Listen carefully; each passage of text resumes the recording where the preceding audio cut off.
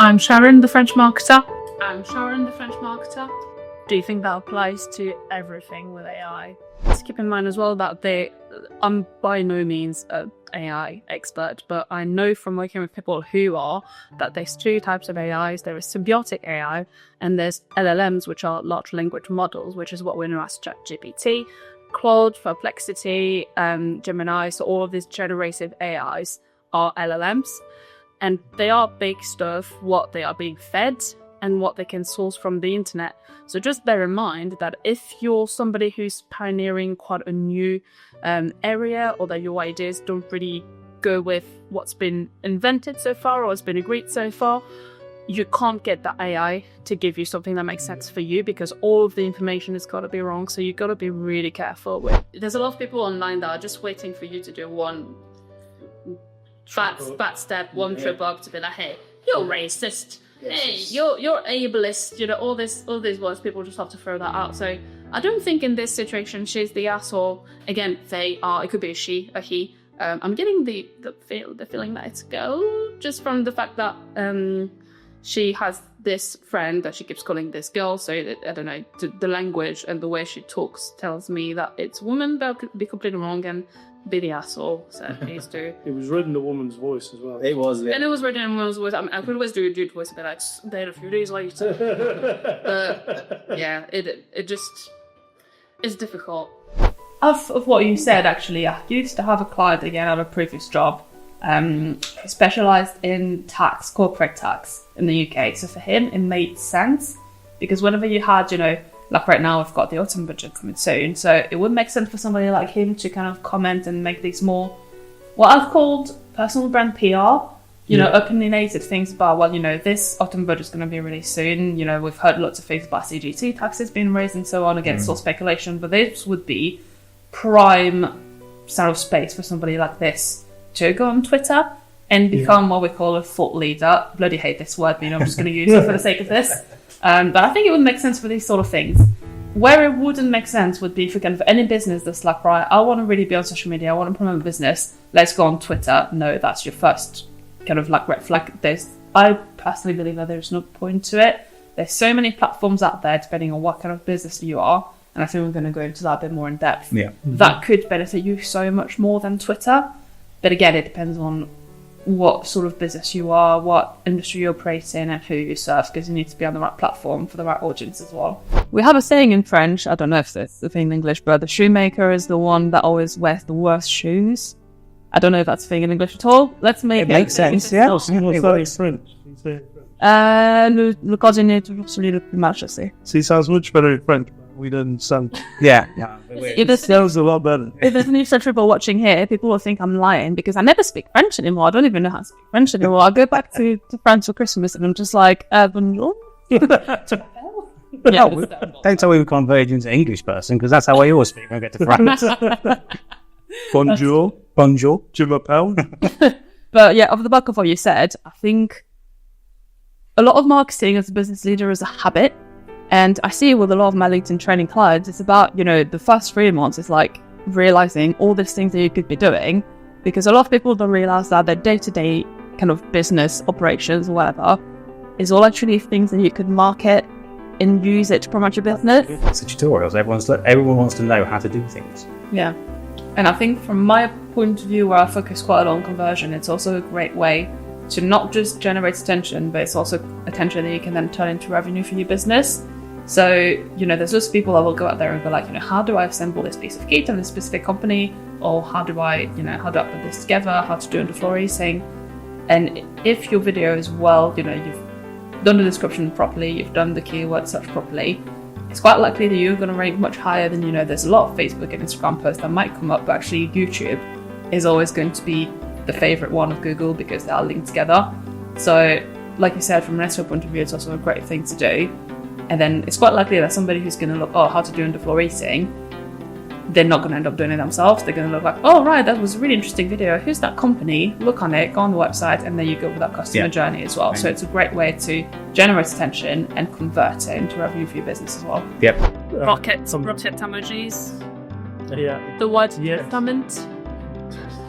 testament. Testify. Your dedication and it is a testament to whatever, and you just know it's blatantly AI. And there's always the use of your first name as well. Hi, Dex. Mm. Doing it. Like you're in prison. Yeah. Yeah. My experience of it, and I think that was pretty much the experience of everyone back in 2022 when ChatGPT became a big thing, was there was 4 stages. I thought about this a lot, as you can probably tell. Yeah. Stage 1 was, wow, this is amazing, asking it all these questions and it can kind of respond in not broken English and give you semi-intelligent responses. Yeah. Great. Stage 2, using it obviously with what I do, which is marketing, which can be helpful to experiment, getting right posts, can you give me actual like trendy hashtags that actually work and not just like a blurb or something. It's good to try it.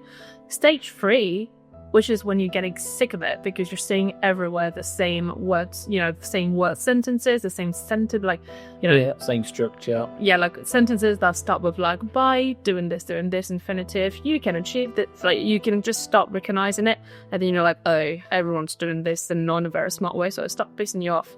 And then stage 4, which is being okay with it and just using it reasonably. And that's kind of the stage I'm in now, but how do you guys feel? Like, what's your experience with it now? It is from a subreddit called Am I the Asshole? Which is a place where people post real life situations and ask the community to judge whether they're right or wrong based on the situation. People tend to vote. So there's always a verdict in the end of things like not the asshole, you're the asshole, everyone sucks here, or no assholes here. So it's a fun judgy place to be. People always bring up funny stories. Obviously, this one is marketing related. We are for marketers, so this makes sense. I promise. Keep watching. So, let's go. Am I the asshole for telling my friend to piss off after she said the marketing campaign I led was racially insensitive? I think Twitter, like you said, could be good for a company point of view. Like we're talking large companies. Yeah. If they're being closed for training, whatever, kind of like announcements, news again to a company level. But an SME really doesn't have use for Twitter.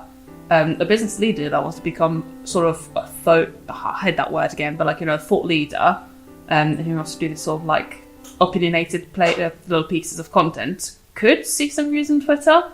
Apart from that, I struggle to see the value of it. I don't know what your thoughts are. Just get the stick out your ass and stop being so angry about everything. And I think people agreed. So the verdict on this was not the asshole. Some comments, not the asshole. Does she work in marketing? Does she know how to market to particular demographics? From what I'm hearing, the answer to both is no. Because you don't want to be turning up to a networking event and people are expecting you to sound like a chatbot. Hey, your dedication is a testament. Yeah. Hi. Today we're going to talk about is Twitter dead? Is what dead, sorry? Twitter. X. There we go. Or is that how you pronounce it? That's how I've been pronouncing it since Elon took over, yeah. So is X dead? Yes. Lingy? Done. Yes. Yes. It is. Oh, sure. Thank you for watching. Thank you for watching. Like and subscribe. And I think what I like the most about LinkedIn is that, Facebook and Instagram, typically you post something, you kind of hope that it reaches the right people. LinkedIn, you can make it reach the right people. That's what I really like about it. It's a very proactive platform, and you can make things happen. And that's why I like it. Whereas Facebook and Instagram can be a bit on and off. There's so much talk about, algorithm this and algorithm that. And again, another word that I hate because people just use it to kind of pass any message that is not always true. Nobody knows what goes on with the algorithm apart from the algorithm itself. But you can be very proactive with how you use LinkedIn, and you should be. And when you understand that and you again get consistent with it, it can be so good. But it is a lot of learning, and it is a lot of understanding how it works and what you want to get out of it, being really clear on your goals. But once you figure that out, you're good as gold. We'd love to be millionaires. Trust me, we wouldn't be sat in a rugby club filming a podcast. But it's a business. It takes a lot of time to build up, like all businesses do. Yeah, completely agree.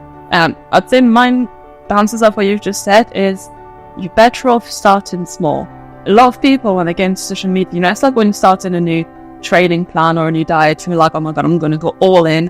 And then you're going to exhaust yourself because you're going to post 7 times over 5 days. And then you're going to go like, right, that was it. That was all the content I could ever get off my head, and then never do it again. For me, obviously, I mentioned LinkedIn and I mentioned businesses, but it's anybody who is in the B2B sort of area and wants to not just create attention about their business, and obviously there's a lot of recruitment being pushed out by LinkedIn itself, but also generating leads. A lot of the other platforms, there can be some difficulty with reaching out to people that, you know, from a company to a personal profile on Facebook is really difficult, all these sort of things. If you're B2B, LinkedIn is the place for you to literally, you need to be on there, you need to be connecting with your target audiences, you need to be doing all of that networking thing, which is all that, you know, LinkedIn's about.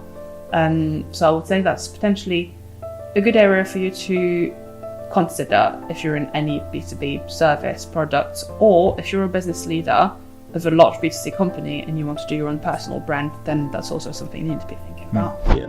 That's true. And I think off the back of what you said, I like how accessible marketing is. And marketing can literally be thousands of little things that you use to promote something. And it could be anything, social media, email, you know, a billboard on the street, somebody, you know, going around dressed as a zombie promoting some Halloween thing. It could be anything. And I like it. It's also the thing that I hate about it, how low entry it is. Anybody can do marketing. You know, you don't have to have a degree. You don't have to have specific knowledge. As long as you're proactive and you know what you want, and you have some kind of understanding of what good is, anybody could do good marketing. Yeah. And it also happens to be what I hate about, but that's another episode. There's different episodes. Yeah. I'm not sure if I fully agree with that, but let me just explain why. How dare you argue with? What? How dare we? Oh, controversy on your first day back. I know, how dare I? Let's try catch the We'll just get a t-shirt with 3 H's on, couldn't we? Mm-hmm. Yeah. Or bandanas. Glasses. Bandanas. I think we're going bandanas. Think about it twice before posting anything on social media. I think that should go for anything. Yeah. Really. This is a new lesson. Thanks. Bye. Bye. Bye.